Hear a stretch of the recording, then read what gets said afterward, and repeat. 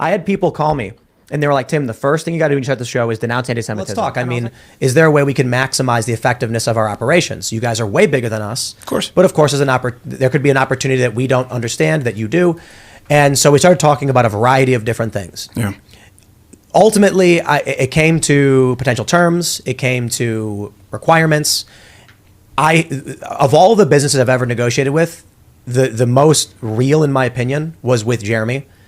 It was like I was talking to an actual human being who knew what he meant, who explained the pitfalls, the pros and cons.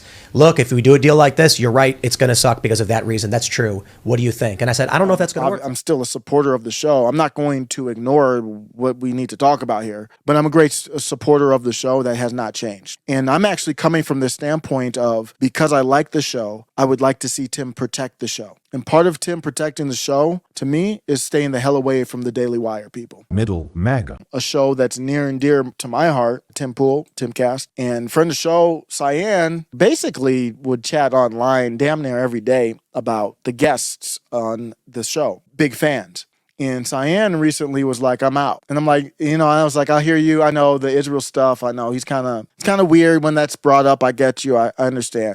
But I was like, no, there's in the back of my head, I'm like, there's no way you're going to just stop watching the show, though. I haven't seen her talk about it. I asked Cyan on a live, like, hey, are you really not watching the show anymore? And Cyan it was almost like a one-word answer. She was like, nope. That's not me. Let me be clear. They had a great culture war. I'm still a supporter of the show. I'm not going to ignore what we need to talk about here, but I'm a great supporter of the show. That has not changed. And I'm actually coming from this standpoint of, because I like the show, I would like to see Tim protect the show. And part of Tim protecting the show, to me, is staying the hell away from the Daily Wire people. It's not good for the show. And that's just my opinion from afar. Tim's, business guy. I'm not. I'm a terrible business guy. Got to get better with that and marketing and all that. So I'm just letting you know from my perspective what I'm seeing here. Let's go back to the Ye. This is the aftermath of the Ye interview. They're talking about kind of what happened. If you don't remember, Ye walked out. It was about 20 minutes. There's Ye, and Ye's gone. This right at the 20-minute mark. Let's revisit a little bit of that. I'm not doing too much of it. Let's listen. The minister. And when I found out that they tried to put me in jail, it was like a dog was biting my arm, and I almost shed a tear, almost. But I still walked in stride through it. Yeah. I think they've been extremely unfair to you. Who was they though? We can't say who they is, corporate can we? press. I'm not using I don't use the word as the way I guess you guys use. I'm talking. It is about them though, isn't it? I mean, because because when you think about it, consider it. In 2018. What do you mean it's not? What? This is surreal, man. Did this really happen? What do I mean? Like, okay, so how about? Are you leaving? Are you afraid of the press? Okay, so I don't want to. That part's tough to watch. But you've got podcast gold there. And it fell apart. And let me fast forward to in the aftermath, they chilled and talked about it. And this is just a small little thing that caught my attention. When I always remember listening to this live, and when Tim said it, I was like, who called you, Tim? You're going to hear Tim say that people called him. Tim, if I remember correctly, this interview wasn't well known in advance. It might have been a day before, maybe. I think it was pretty like a pop-up to my knowledge. Listen to this. He didn't want to have a conversation. He thought he was going to come in here and be able to say whatever he wanted, uninterrupted and unimpeded, and no one would question him. That's just not the real world. Sorry, man. No, so the problem is he asked, who is they? I think they've been extremely unfair to you. Who is they, though? And there wasn't a good answer. We can't say who they is, corporate can we? press. I'm not using I don't use the word as the way I guess you guys use. I'm talking. It is about them though, isn't it? And not even that there wasn't a good answer. The answer is not authentic. That's the biggest problem there. And they're like, wait a second, I'm not defending Ye. Ye should still be in there and have the conversation. But that part I do agree with. That's not an authentic. You could see things got weird. Here's the clip here. I think Ye is a very smart guy. And you know what's sad? I said too. Look, man, I get all that stuff, like the Friedman stuff. It's stupid to keep bringing that up. I had people call me, and they were like, Tim, the first thing you got to do when you start the show is denounce anti-Semitism. And I was like, oh, that's so dumb. It's so... Wait, what? wait, bring that back. You said, what happened? people are calling you, and then because this was when Ye was doing all his stuff, the first thing you have to do is denounce anti-Semitism. He thought he was going to come in here. I had people call me and they were like, Tim, the first thing you got to do when you shut the show is denounce anti-Semitism. And I was like, oh, that's so dumb. It's so tired. And we talked about it and they were like, you think Ye is going to be happy that you're coming out right away and being like, I denounce what you say? And I'm like, everybody knows what he said. Anybody honest? So that was that's the clip right there. So number one, who called Tim and said he had to denounce? Who's the people calling Tim on this? Tim is a boss. It ain't no random people just calling Tim, telling him what he needs to do.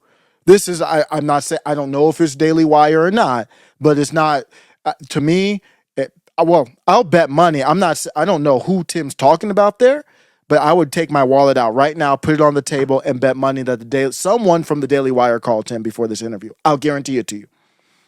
And that's the whole point of the Daily Wire. And the Daily Wire, they cozied up to Tim. They've been cozying up to Destiny. Destiny was on with Candace while she was still there. And then Destiny was weirded out by Candace acting a little bit more difficult with him than he thought it was supposed to go. He was on with Ben Shapiro. Destiny didn't go at Ben Shapiro. Destiny in his prime would have went heads up with Ben Shapiro, whether I agreed with Destiny or not. Did you watch the Destiny Ben Shapiro, Lex Friedman interview? It was Destiny getting on his knees. And I'm still trying to put the pieces together. I'm like, who is this? That's not Destiny. That's not the Destiny I know. The Destiny that I know is not bowing down to Ben Shapiro. But that's what he did. And he was surprised when Candace Owens came in hot because it seemed like he was under some understanding. Then he went on with Jordan Peterson, and it was the same thing as the Ben Shapiro stuff.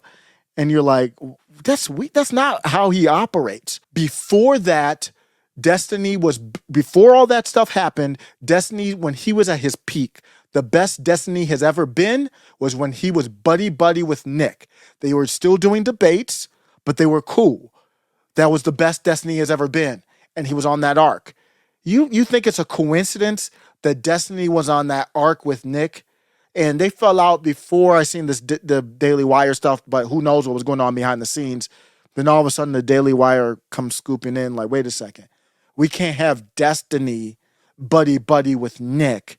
What if it came, not saying that this is happening, but what if it came to a point to where America First was on the cusp of maybe breaking a little bit more in, but it seemed like you were hitting this, I'll say glass ceiling a few times where past things that you said have kind of like kept that from moving forward. Do you ever take a step back from everything and work behind the scenes like a shady person or what, or is that just maybe, who knows, you'll just see when it happens?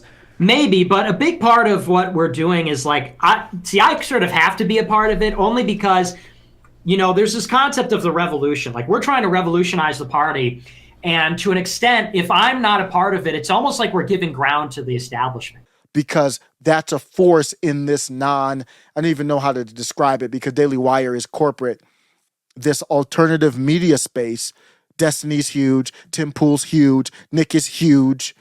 And if you don't control those, your goal of being Israeli propaganda, it doesn't realize. How are you Israeli propaganda if Nick, Destiny, Nick was on the show, on with Tim Pool, Destiny, Nick, and them are kind of rising up. That's what this is about. Remember Tim Pool did the Taylor Lorenz sign.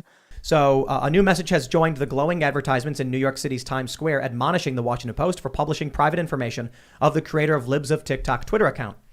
It shows statements from me. It shows that, very straightforward. Jeremey Boreing and Timcast put this together. Which was great. I thought it was cool. Who went on half with that? Jeremey Boreing. Why did Jeremey Boreing go on half with that? For what? And Timcast put this together. What it does is it creates an opportunity cost for Tim. And I don't know. I'm not going to pretend to know what's in Tim's head. But I do know he's acting weird whenever the Israel's brought up.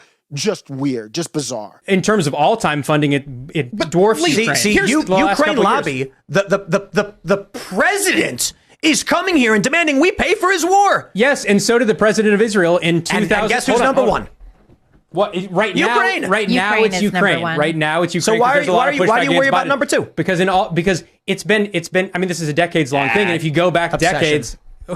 I had friend of show Carlos on here. We were on here for over an hour talking about Israel. His take on Israel is different than mine. It was no weirdness involved. It was nothing weird about the discussion. He heard what I said. I asked him some questions, and he had some people in the chat were kind of, challenging him, and he was like, here's my take on it. Nothing weird about it. Every single time. I didn't even finish watching the show today because the whole topic was Israel, and it's just too weird.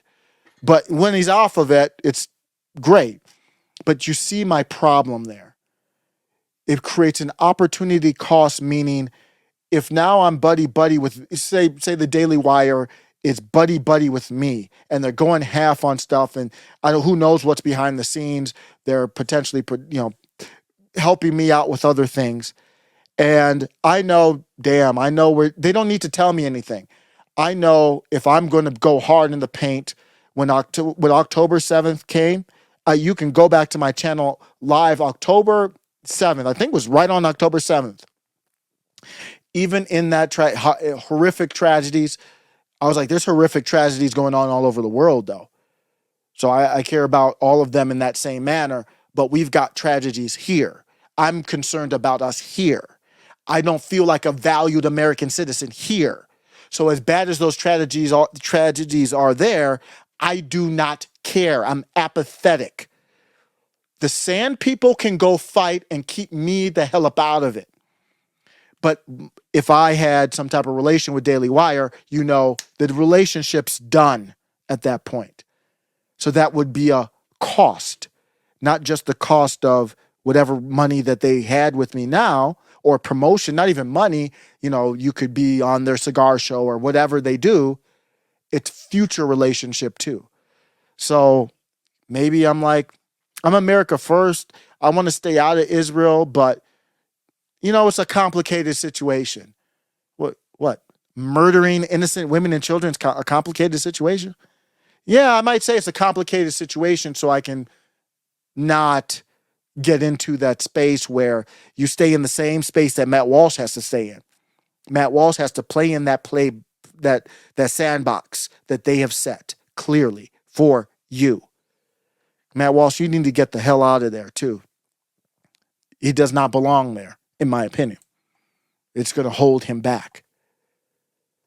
That's why it matters. Middle MAGA.